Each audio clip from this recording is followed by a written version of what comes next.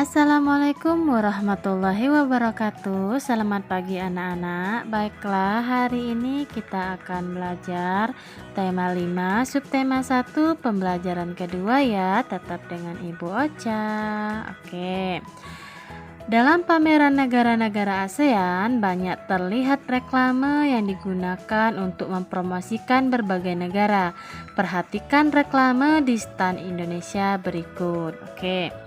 Ini ada contoh brosur dan selebaran ya anak-anak ya. Apa yang kamu amati dari reklame di atas? Berarti brosur dan selebaran itu salah satu contoh dari reklame. Apa yang kamu amati nak di situ? Ada gambar dan tulisan. Oke. Apakah kamu pernah menemukan reklame yang mirip dengan reklame di atas di sekitarmu? Pasti pernah, ya kan? Nah, apa ciri-ciri khusus yang kamu temukan dalam reklame tersebut? Nah, reklame tersebut mempunyai informasi singkat namun jelas. Terdapat gambar yang menarik dan terdapat penawaran yang menarik juga.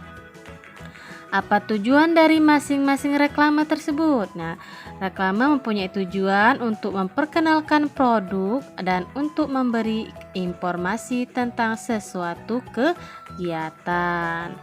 Tuliskan kesimpulanmu tentang reklame. Oke, dapat kita simpulkan bahwa reklame adalah alat untuk menawarkan, mempromosikan, dan memperkenalkan barang-barang hasil produksi atau jasa kepada masyarakat dengan menggunakan gambar dan kata-kata yang menarik. Tujuan reklame adalah agar suatu produk dapat dikenal oleh masyarakat dan masyarakat memiliki keinginan untuk membelinya. Contoh reklame dapat berupa poster, ya, spanduk, brosur ya seperti yang tadi dan selebaran. Logo ya, baliho ini sering anak-anak lihat kalau di jalan-jalan ya nak ya, dan ada embalase itu berupa bungkus dari suatu produk. Oke. Dalam pameran negara-negara ASEAN, kita bisa menemukan keberagaman ekonomi atau usaha dari berbagai negara. Apakah kamu juga menemukan keberagaman ekonomi di sekitarmu? Pasti ya nak ya. Sekarang anak-anak perhatikan lagi atau baca kembali teks tentang pengalaman belajar dari negara-negara ASEAN. Oke, apakah kamu menemukan keberagaman ekonomi dan usaha dalam teks tersebut? Pasti iya ya anak-anak ya, karena setelah kita baca kita menemukan keberagaman itu. Ya, saya bisa menemukan berbagai usaha mulai dari kerajinan, makanan, dan karya seni. Perbedaan-perbedaan usaha tersebut merupakan salah satu contoh keberagaman ekonomi di ASEAN ya. Apakah kamu juga menemukan keberagaman ekonomi atau usaha di sekitarmu? Jelaskan. Oke, sekarang lihat di sekitarmu. Apakah ada? Ya, di lingkungan saya ada yang menjadi pedagang toko, penjualan pakaian, pedagang sayur, penjual makanan, tukang servis elektronik, serta penyedia kos bagi pendatang. Berarti banyak ya usaha di sekitar kita.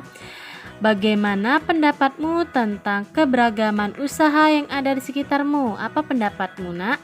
Saya merasa dimudahkan karena dengan adanya penyedia produk atau jasa di sekitar saya sehingga beberapa kebutuhan saya bisa didapatkan lebih dekat dan mudah ya anak-anak ya. Bagaimana keberagaman usaha tersebut dapat membantumu dan masyarakat sekitar dalam kehidupan sehari-hari? Bagaimana membantunya?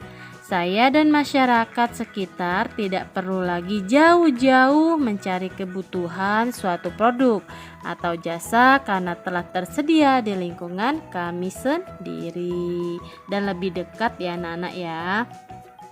Ceritakan pengalamanmu ketika memanfaatkan produk atau jasa dari usaha tersebut. Oke, Ibu akan ceritakan ya. Ketika ibu saya akan memasak, saya sering dimintai bantuan untuk membelikan bahan-bahan yang dibutuhkan.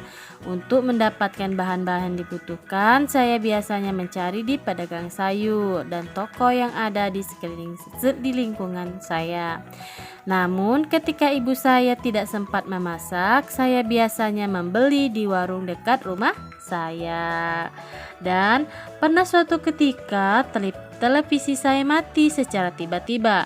Karena keluarga saya tidak ada yang paham tentang barang elektronik, saya dan kakak saya membawanya ke tukang servis elektronik yang berada 10 meter dari rumah saya.